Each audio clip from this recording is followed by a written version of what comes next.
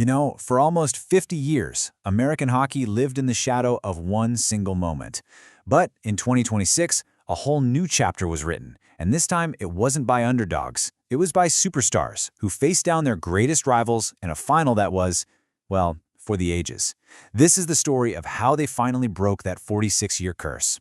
From the second this team was put together, their mindset was just crystal clear, gold or bust.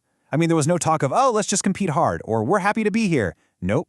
They set the stakes themselves, basically creating this intense pressure cooker from day one. It was either gold or it was a complete and total failure. That wasn't just a goal, right? That was their entire identity. So to really get the weight of that gold or bust attitude, you got to go back, way back to a moment that's basically frozen in time, an event that defined American hockey for like 2 whole generations. We're talking about the ghost of 1980. Okay, so that miracle back in 1980, it set an impossibly high bar. And what came next was this long, winding road of just frustration. The gold medal vanished. Even when the biggest NHL stars started playing in '98, the top of that podium, it stayed just out of reach. Man, they would get so agonizingly close, like that silver medal in 2010, but that final step, it was always just beyond their grasp.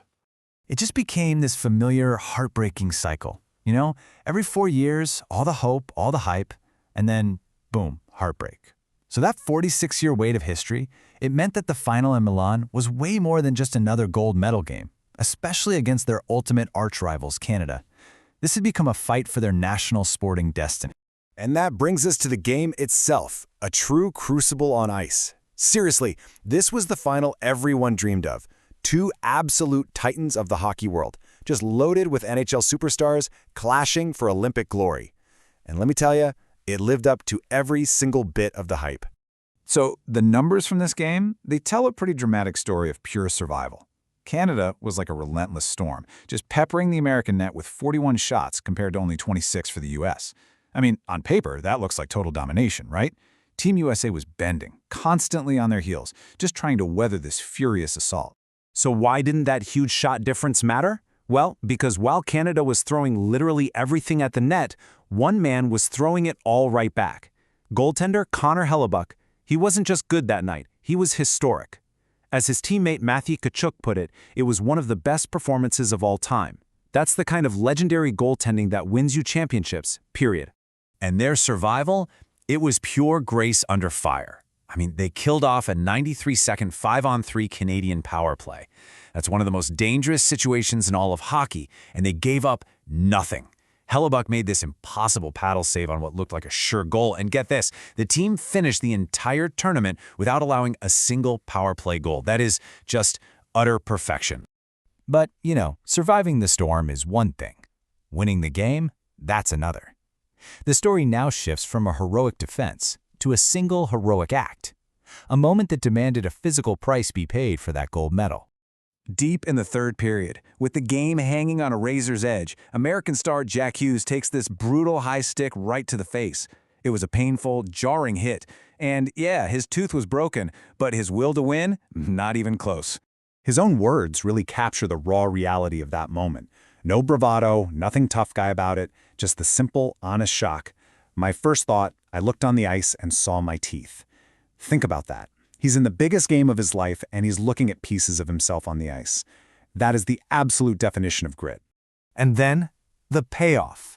Just 101 seconds into sudden death overtime, the very player who had just sacrificed a piece of himself for his team, he seizes the moment. Jack Hughes buries the puck in the back of the net. He ends the game. He ends the 46-year wait, and he instantly becomes an American hero. The celebration that exploded on the ice, it was just pure euphoria. It was the release of 46 years of waiting, of all that pressure, of all those near misses. But this victory was about so much more than just the final score. It was about cementing a brand new legacy. And in their moment of ultimate triumph, they remembered.